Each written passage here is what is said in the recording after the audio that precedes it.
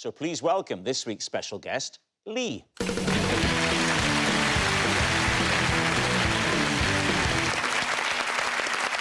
So, Pam, what is Lee to you? This is Lee. He caught me in his bookshop when I was putting my books on top of Richard Osman's. Right, so, Pam's bookshop buddy, Kiell, how do you know Lee? This is Lee. We once pretended to be 50 Cent's support act to get into a club. Kiell's fellow fraudster. And finally, Lee. What is your relationship with Lee? This is Lee. I single-handedly held his five-a-side football team to a draw after all four of my teammates were sent off. So there we have it. David. Right. So where was this bookshop, Pam? In Blackjack Street, Cirencester. And what's it called? Octavia's. Great name, Blackjack Street. Blackjack Street is great, isn't it? Do the numbers only go up to 21?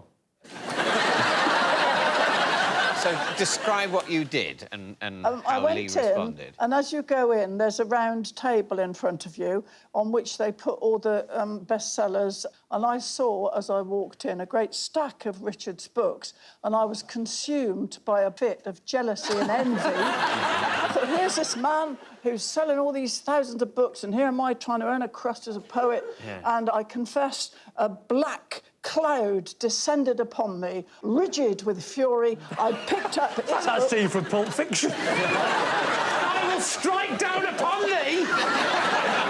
It's like Samuel L. Jackson.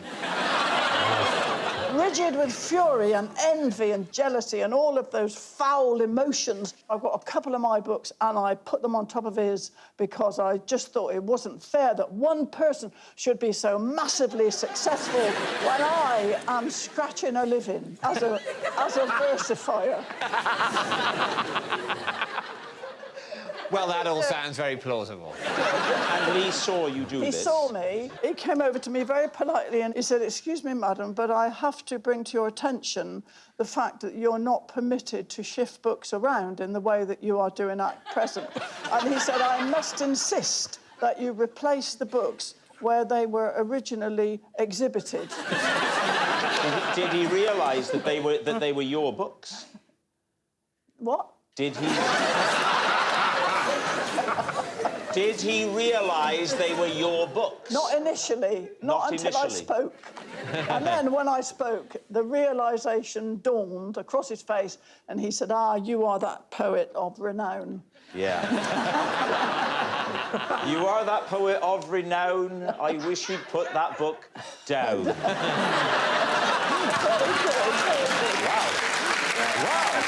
Ayre is applauding my rhyming. You're surprised because you were lamenting the scansion even as you said it. I was.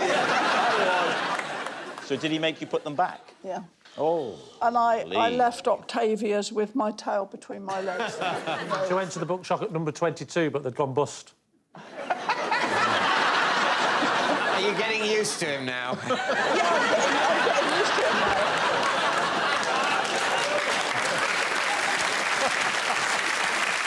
Who would you like to quiz next? OK, Kiell, tell us your story again, please. So we pretended to be 50 Cent's opening act to get into a club. Okay. What was the club? It was... I don't remember the name of the club, but it was in the Arcadian in Birmingham. And that night, 50 Cent, who is... I mean, I'm not great with music, as you know. He's a rap star. Yeah, Is that Footie. right? Yeah, yeah. He's what happened when Dollar split up, essentially. So he was playing in Birmingham that night, Yeah. and people will be thinking there'll be a lot of his team around, and so it was a plausible thing to say. So Lee was our manager. We were from New York, and he was telling them, like, listen, I've got these guys. They weren't going to come out tonight because they were going to be tired after the gig, but they've actually decided that they do want to come and shake a leg, and we've heard that this is the best club in Europe. So... We've heard that the best club in Europe is in Birmingham. Yeah.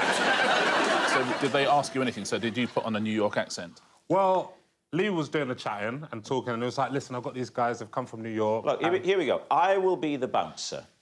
You be Lee trying to get into my club. We let him do his thing, and then every now and then we'd be like, hey, yo, we getting in or what? And just, Right, sir, please. I'm just trying to get in with my friends. You know Sir, what I- please. Now, appreciate you've had a difficult night. Put yourself in my shoes. Like, where are you from? Like, I'm from Birmingham, you cheeky devil. Now, if it's a quiet night, you can come in. Right. Night. What? If it's a quiet night. Why have you got your granddad with you? What's he doing here? Tell us about your band. I mean, what sort of band? Love a bit of music, mate. yeah, we do like rap music or whatever. What part of New York are you from, sir? Brooklyn. I'll tell you what, it's breaking the rules. We're going to let you in. All right? I appreciate that. I'm with him. Can I come in? I'm sorry, sir. We have an over-70s night every Sunday. Can I come in? You can definitely come in because tonight is bondage night.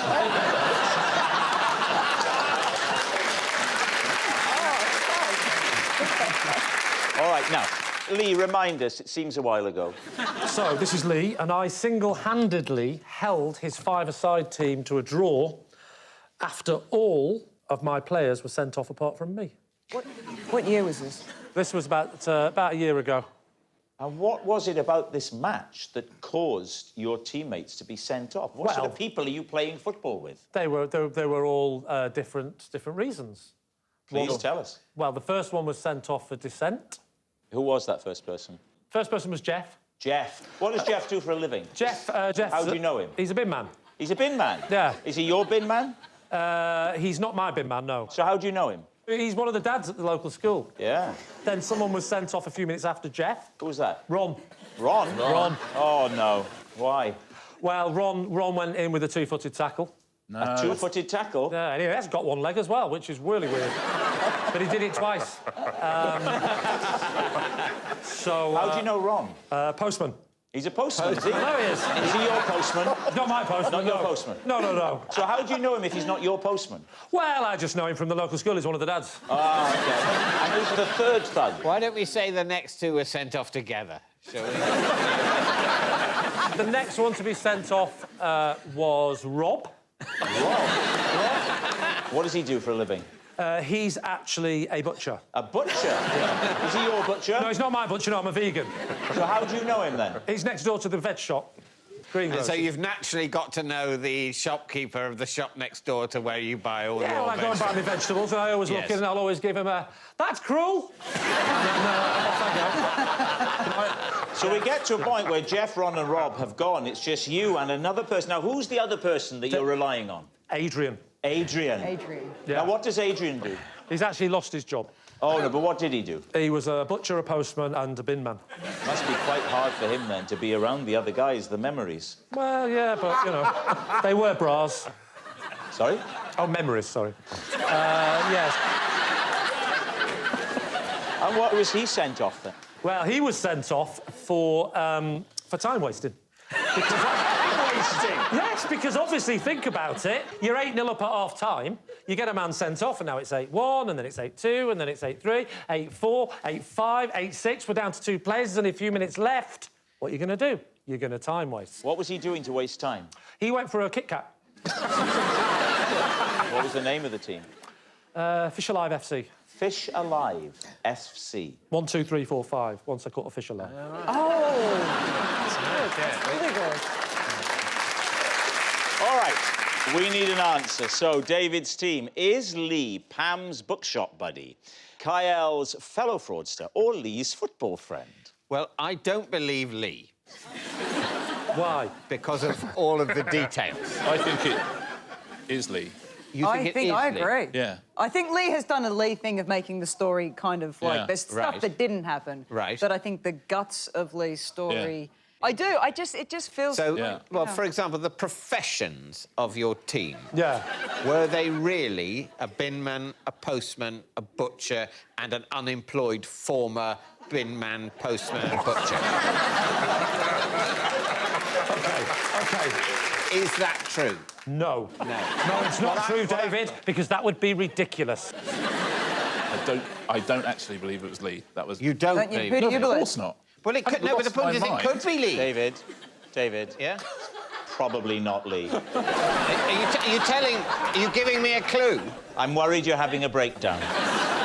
Richard, what about Pam's story? People do it a lot. People put their books in front of other people's books. I absolutely get it. No way is Pam Ayres being disrespected in any bookshop in this country. I think you're right. And I thought that the Brooklyn accent was absolutely terrific. So did I. Yeah. Let me just say now, I might have given the impression that I was ruling out Lee. And while on many levels... What sort of mind games are you playing?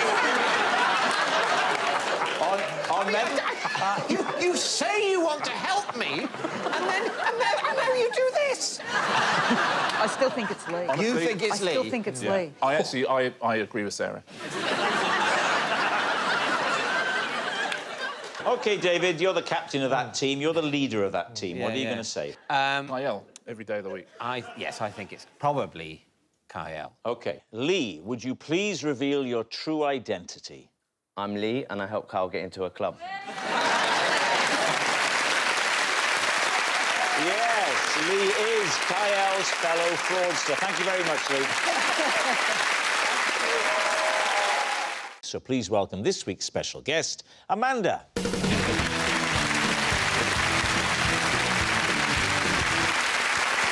So, Mike, what is Amanda to you? This is Amanda. I once hospitalised her with my elaborate dance moves. Philippa, how do you know Amanda? This is Amanda, and she caught me smuggling my cat into her zoo. And finally, David, what is your relationship with Amanda? This is Amanda. When I kicked her child's football back, she watched in horror as it sailed through the air and knocked her mother out of her camping chair. Lee's team. Mike. How old were you? Around 20, maybe 19. OK. And where were you? Where was I? I suppose... Well, don't suppose. Tell me where you were. I was in quite an experimental phase of my dance journey, is where I was. I meant geographically, but fine. Tell us more about the dance journey. I was I've got, no formal training in dance, but at that time it was quite muscular, vigorous, but it's sort of heavy storytelling element to it as well. Amanda was a friend, well, and is to this day, but she was one of the few people who would be, was happy to take me on, who would... Take you on? Take me on dance-wise, take me on at the discotheque. So basically, was it in a disco? It was a normal, everyday discotheque. Right. And you were in there... Yeah. With your friend? With a bunch of friends. And how did you know Amanda? How did I know Amanda? I don't know, I wasn't there. Students. OK. And you said you told a story in your dance. Telling a story, yeah. What was the story this particular night? Ragnarok. I was trying to retell the sort of the Nordic apocalypse. And the finishing move was... the problem lay with it. I was trying out a sort of power pirouette. Can you show us the power pirouette? Well, it's been 20 years. I could try. OK. But it's like... the point of the power pirouette is very much the fulcrum is the heel rather than the toe. Yeah. So you're trying to do the full 360 with this sort of kind of cowboy swish at the end. Yeah. At which point they're reeling and you sort of saunter away. Yeah. And I then did a sort of tight funk twist, expecting to see Amanda, but Amanda was gone, and I just assumed she was tired, she was exhausted, but it turned out that the fulcrum, my heel, I'd done it on her right big toe. Long Pete. I don't know what she called her toes, but the torque was such that it ripped her toenail clean out.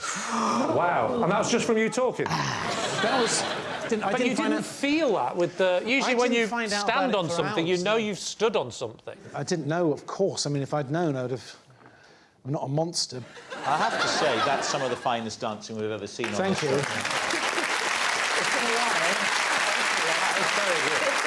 That's right up there with some of my stuff. Who would you like to quiz next? OK, Philippa, can you remind me again? This is Amanda. Yeah. And she caught me smuggling my cat into her zoo. Why did you want to smuggle your cat into the zoo? Because when David Attenborough comes on, the cat dashes to watch the telly and really just loves the animals. And his favourite things are lions. And I just thought it'd be really great if I showed him some real lions. Is this Kevin, the cat that I've seen on your TV shows? Yes. Oh. I've got this sort of backpack thing that the cat's got a sort of porthole with a sort of perspex hole so he can sit in it. You regularly take the cat out for days out? Oh, yeah. And have you made this thing, or can you buy a cat carrier? You can buy them. OK, so where else have you taken the cat? Oh, we go on long walks. Well, you do. Which zoo was it? London Zoo. So what does Amanda do at London Zoo? She goes around wearing a lanyard, bossing people about. Oh. And where did she apprehend you? Well, we were doing quite well, because I kind of knew I wasn't supposed to bring an animal into the zoo. Kind of? Yeah, but I didn't want to face up to that. Right. Oh. So I put a sort of cardigan thing over his porthole, so it just looked like I was wearing a backpack. And then to show him the lions and things, I just sort of turned my back there like that. You didn't? I did. So now everyone's thinking, why is this woman not looking at the lions? But it was the tiger enclosure where I came across her, because to see the tigers, you have to go up on a sort of walkway. And so I was up on the walkway, and when I turned my back and removed the cardigan so Kevin could have a look, Amanda spotted my strange behaviour, and then she and a keeper kind of escorted me out of the zoo. Why didn't you wear the backpack at the front to make yourself look less suspicious and sort of, like, just cover it over and then... Oh, it's like you flash it to the tiger. And can you talk us through the conversation with Amanda and the keeper? She said, "What are you doing?" And I said, "I'm showing Kevin the tigers." And she said, "You're not allowed to bring animals in here." Did you not say, but you started it? I wish I had! All right. What about David's plausible tale? Refresh our memories. This is Amanda. When I kicked her child's football back, she stood in horror as it sailed through the air and knocked her mother out of her camping chair. So, where were you? On the beach. Whereabouts? In Cornwall. So you're on a beach call with your family? Yes. Ball comes trickling towards you. The ball came very near me and then sort of stopped. Yeah. And then I went with the instinct to kick it back. How far away was the child? I'd say probably maybe about where Alan is. So Alan's the child? Yeah. Amanda is sort of the distance you are, Lee, and then Leisha is the mother sitting in a And you in a managed chair. to kick a football that far? Mm-hmm. Brilliant, David. Brilliantly convincing. Uh-huh. How many years ago? This was last year. Right. You thought to keep in touch, just so she'd be quite useful to come on the programme and talk about it. You've no idea. I mean, any incident at all, notes are made, numbers are taken. He's getting so desperate, he probably aimed for the mother, thinking, at least I'll have something for series 29. And what did you say? I'm presuming you shouted, "Sorry, I was aiming for your child." I went over, thinking, oh, I'll help the mother up, but then actually, obviously, this was last year, so it's sort of the time of COVID. Yeah, not a good time for going on holidays, but we'll let it go. So people were going to Cornwall last summer, you know. OK. I mean, that part's true. Only the